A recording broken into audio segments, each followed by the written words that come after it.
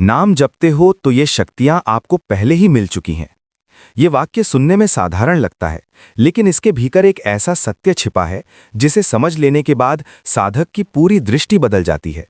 अधिकतर लोग ये मानते हैं कि नाम जप करने से कुछ भविष्य में मिलेगा, शांति मिलेगी, शक्ति मिलेगी, सुरक्षा मिलेगी या कोई दिव्य अनुभव होगा।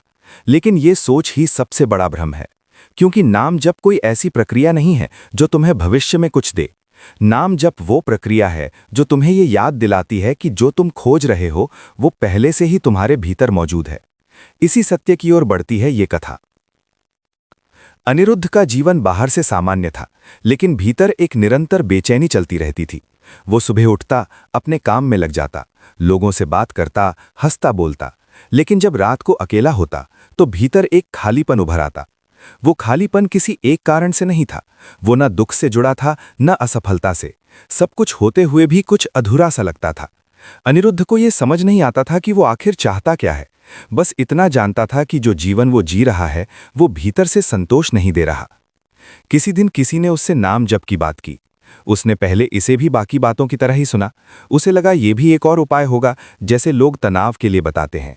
फिर भी उसने नाम जप शुरू कर दिया, न किसी नियम से, न किसी श्रद्धा से, बस नाम लेता रहा। शुरुआत में कुछ भी नहीं बदला। मन वैसे ही भागता रहा, विचार वैसे ही आते जाते रहे। कई बार उसे लगा कि वो केवल शब्द दोहरा रहा है और कुछ नहीं हो रहा। लेकिन नाम जप का काम यही नहीं है कि वो तुरंत कुछ दिखाए। नाम जप का काम धीरे धीरे भीतर उतरना है। अनिरुद्ध ने यह महसूस किया कि कुछ दिनों बाद उसकी प्रतिक्रियाएं थोड़ी बदलने लगी हैं। पहले किसी बात पर वो तुरंत गुस्सा हो जाता था। अब वही बात आती थी, लेकिन गुस्सा तुरंत नहीं उठता था। बीच में एक छोटा सा अंतर आने लगा था। वही अंतर नाम जप की पहली शक्ति था। वो शक्ति थी ठहराव। अनिरुद्ध को ये समझ नहीं आया कि ये बदलाव कहाँ से आ रहा है। उसने कोई प्रयास नहीं किया था। उसने अपने स्वभाव को बदलने की कोशिश नहीं की थी। फिर भी कुछ बदल रहा था। यही नाम जप का रहस्य है। ये तुम्हें बदलने की कोशिश नहीं करता। ये तुम्हें इतना ठहरा देता है कि परिवर्तन अपने आप होने लगता है। दिन बीतते गए। अनिरुद्ध नाम जप करता रहा, कभी बैठकर, कभी चलते हुए, कभी काम करते समय। धीरे धीरे नाम उसके लिए कोई विशेष क्रिया नहीं रहा। वो जैसे सांस के साथ चलने लगा। उसे ये भी महसूस हुआ कि वो अब हर समय भविष्य के बारे में नहीं सोचता। पहले उसका मन हमेशा आगे की चिंता में उलझा रहता था। अब वही विचार आते थे, लेकिन उनमें उतनी पकड़ नहीं होती थी। ये नाम जप की दूसरी शक्ति थी, भय का ढीला पड़ना। अनिरुद्ध को पहली बार ये अनुभव होने लगा कि सुरक्षा बाहर से नहीं आती। पहले वो सुरक्षा लोगों, परिस्थितियों और नियंत्रण में खोजता था। अब उसे भीतर एक अजीब सा भरोसा महसूस होने लगा था, जैसे कुछ भी हो जाए वो पूरी तरह टूटेगा नहीं। ये भरोसा किसी तर्क से नहीं आया था, ये अनुभव से आया था। नाम जप ने उसके जीवन की समस्याएं नहीं हटाईं, जिम्मेदारियां वही थीं, चुनौतियां वही थीं, लेकिन वो अब उनके सामने पहले जैसा कमजोर नहीं महसूस करता था। यही वो बिंदु था जहां अनिरुद्ध ने पहली बार सोचा कि शायद नाम जप सच में कुछ कर रहा है, भले ही वो समझ न पा रहा हो। समय के साथ नाम जप अनिरुद्ध के जीवन का पृष्ठभूमि संगीत बन गया। वो नाम जप करने बैठता नहीं था, नाम उसके साथ चलता था। कई बार ऐसा होता कि वो किसी काम में डूबा होता और अचानक भीतर वही नाम चल रहा होता, बिना प्रयास, बिना इच्छा। पहले वो नाम को पकड़ने की कोशिश करता था, अब नाम उसे पकड़े हुए था। यहीं से नाम जप की सबसे गहरी यात्रा शुरू होती है, क्योंकि जब साधक प्रयास छोड़ देता है तभी कृपा काम करती है। अनिरुद्ध ने यह भी देखा कि अब वो अपने विचारों से उतना जुड़ा नहीं रहता। विचार आते थे, लेकिन वो तुरंत उन्हें सच नहीं मान लेता था। पहले वो हर विचार के साथ बह जाता था, अब वो उन्हें देख पाता था। यही देखने की शक्ति नाम जप से जागती है। धीरे धीरे उसका अहंकार भी ढीला पड़ने लगा। पहले उसे सही साबित होना बहुत जरूरी लगता था, अब वो कई बार चुप रहना चुन लेता था। उसे ये समझ आने लगी कि हर बात जीतना आवश्यक नहीं है, कई बार चुप रहना ही सबसे बड़ी समझदारी होती है। ये बदलाव किसी नैतिक शिक्षा से नहीं आया था, ये नाम जप की आंतरिक शुद्धि से आया था। अनिरुद्ध ने यह भी अनुभव किया कि उसका अकेलापन कम हो गया है। वो अकेला रहता था, लेकिन अकेलापन नहीं रहता था, जैसे भीतर कोई मौन उपस्थिति हमेशा साथ हो। ये कोई कल्पना नहीं थी, ये चेतना की संगति थी। नाम जप ने उसे ये अनुभव दिया था कि वो कभी वास्तव में अकेला नहीं था। अब उसे ये स्पष्ट दिखने लगा कि नाम जप से मिलने वाली शक्तियां कोई चमत्कारी सिद्धियां नहीं हैं। वे बहुत साधारण लगती हैं, लेकिन जीवन बदल देती हैं। जैसे प्रतिक्रिया में कमी, भय में कमी, अपेक्षा में कमी। और जैसे जैसे ये कम होती हैं, वैसे वैसे भीतर की शक्ति अपने आप प्रकट होने लगती है। अनिरुद्ध ने एक दिन भीतर ये स्वीकार किया कि वो नाम जप से कुछ पाने नहीं निकला था, फिर भी बहुत कुछ बदल गया था। नाम जप ने उसे कुछ दिया नहीं था, नाम जप ने उससे कुछ छीना भी नहीं था। नाम जप ने केवल वो भ्रम हटाया था जो उसे उसकी अपनी शक्ति से दूर रखता था। और यहीं उसे ये सत्य समझ आया कि जब तुम नाम जपते हो तो शक्तियां तुम्हें मिलती नहीं हैं, वे पहले से ही तुम्हारे भीतर होती हैं। नाम जप केवल उन्हें जगा देता है। समय के साथ अनिरुद्ध ने यह महसूस करना शुरू किया कि नाम जप अब उसके जीवन की कोई अलग गतिविधि नहीं रहा। पहले वो नाम लेता था, फिर नाम उसकी आदत बना, और अब नाम उसकी चेतना की पृष्ठभूमि बन चुका था। कई बार वो ये भी भूल जाता था कि वो नाम जप कर रहा है, लेकिन भीतर कहीं वही नाम बहता रहता था, जैसे नदी बहती है, बिना ये पूछे कि उसे बहना है या नहीं। यही वो बिंदु था जहां नाम जप प्रयास से हटकर स्वाभाविकता में बदलने लगा। इस अवस्था में अनिरुद्ध को कई बार भ्रम भी हुआ। उसका मन पूछता था कि क्या ये सच में कोई आध्यात्मिक प्रगति है या सिर्फ आदत का असर। लेकिन जब वो अपने जीवन को देखता तो फर्क साफ दिखाई देता था। पहले छोटी छोटी बातें उसे भीतर तक हिला देती थीं, अब वही बातें आती थीं, लेकिन उनके भीतर पहले जैसी शक्ति नहीं रह गई थी। दुख अब भी आता था, लेकिन वो स्थायी नहीं रहता था। डर उठता था, लेकिन वो हावी नहीं होता था। यही नाम जप की वो शक्ति थी जो बाहर से दिखाई नहीं देती, लेकिन भीतर सब कुछ बदल देती है। अनिरुद्ध ने यह भी अनुभव किया कि नाम जप ने उसके विचारों को समाप्त नहीं किया। विचार आते थे पहले जैसे ही, लेकिन अब वो विचारों के साथ तुरंत जुड़ नहीं जाता था। पहले हर विचार उसे अपनी सच्चाई लगता था, अब वो विचारों को देख पाता था जैसे कोई राह चलते लोगों को देखता है। ये देखने की क्षमता नाम जप से जागी थी, और जैसे ही देखने की क्षमता आती है, विचार अपनी पकड़ खो देते हैं। धीरे धीरे अनिरुद्ध को ये समझ आने लगी कि नाम जप का उद्देश्य मन को शांत करना नहीं है। मन को शांत करने की कोशिश भी मन की ही एक चाल है। नाम जप का उद्देश्य है पहचान को बदलना। जब तक वो स्वयं को मन मानता था, तब तक हर विचार उसे खींच ले जाता था। अब वो ये देखने लगा था कि मन उसके भीतर एक प्रक्रिया है, लेकिन वो मन नहीं है। यही बोध सबसे बड़ी शक्ति है, क्योंकि जहां पहचान बदलती है, वहीं पीड़ा कमजोर पड़ जाती है। इस चरण में अनिरुद्ध के भीतर अहंकार के सूक्ष्म रूप सामने आने लगे। पहले उसका अहंकार स्पष्ट था, सही साबित होना, नियंत्रण रखना, प्रशंसा चाहना। अब वो अहंकार और भी सूक्ष्म हो गया था। कभी ये भाव आता कि वो अब दूसरों से अधिक शांत है, कभी ये विचार आता कि वो आध्यात्मिक रूप से आगे बढ़ रहा है। लेकिन नाम जप की एक गहरी कृपा ये थी कि जैसे ही ऐसा कोई भाव उठता, वो जल्दी ही दिखाई भी देने लगता था, और जो दिखाई दे जाता है वो टिक नहीं पाता। अनिरुद्ध ने यह भी देखा कि अब वो दूसरों को बदलने की कोशिश कम करने लगा है। पहले वो चाहता था कि लोग उसकी समझ को मानें, उसकी बात को समझें। अब वो ये स्वीकार करने लगा था कि हर व्यक्ति अपनी चेतना के स्तर से ही जीवन को देखता है। ये स्वीकार उसे उदासीन नहीं बना रहा था, बल्कि उसके भीतर करुणा जगा रहा था। जब अपेक्षा गिरती है, तब करुणा अपने आप बहने लगती है। अब अनिरुद्ध का अकेलापन लगभग समाप्त हो चुका था। वो कई बार अकेले बैठा होता, लेकिन भीतर किसी तरह की कमी महसूस नहीं होती थी, जैसे कोई मौन उपस्थिति हमेशा साथ हो। ये कोई कल्पना नहीं थी, क्योंकि ये भावना स्थिर थी। पहले उसकी भावनाएं परिस्थिति के साथ बदल जाती थीं, अब ये उपस्थिति बनी रहती थी।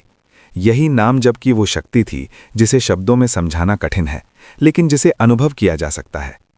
समय के साथ अनिरुद्ध ने यह भी देखा कि नाम जप ने उसके जीवन में निर्णय लेने के तरीके को बदल दिया है। पहले वो बहुत सोचता था, बहुत विश्लेषण करता था, और फिर भी भ्रम में रहता था। अब वो देखता था कि जब मन शांत होता है, तब निर्णय अपने आप स्पष्ट हो जाते हैं। उसे ये समझ आने लगी कि स्पष्टता विचारों की अधिकता से नहीं, बल्कि मौन से आती है, और ये मौन नाम जप से भीतर उतरता है। कई बार अनिरुद्ध को यह भी लगता था कि क्या वो जीवन से दूर होता जा रहा है, लेकिन जब वो ईमानदारी से देखता तो पाता कि वो जीवन से दूर नहीं हुआ है, बल्कि जीवन के और करीब आ गया है। वो अब हर अनुभव को पूरी तरह जी रहा था, बिना भीतर संघर्ष किए। सुख आता था तो वो उसे पकड़े नहीं रहता था, दुख आता था तो वो उससे भागता नहीं था। यही संतुलन नाम जप की एक और शक्ति थी। अनिरुद्ध ने एक गहरे क्षण में यह अनुभव किया कि नाम जप ने उसे कोई नई शक्ति नहीं दी है। नाम जप ने उससे उसका डर छीना नहीं है, बल्कि डर को देखने की क्षमता दी है। नाम जप ने उससे दुख हटाया नहीं है, बल्कि दुख के साथ रहने की शक्ति दी है। और यही असली शक्ति है, क्योंकि जो व्यक्ति दुख के साथ भी शांत रह सकता है, उसे कोई तोड़ नहीं सकता। अब उसके भीतर ये विश्वास पूरी तरह बैठ चुका था कि वो जिस शक्ति को खोज रहा था वो बाहर नहीं है, वो शक्ति पहले से ही उसके भीतर थी। नाम जप ने केवल उसके ऊपर जमी परतों को हटाया था।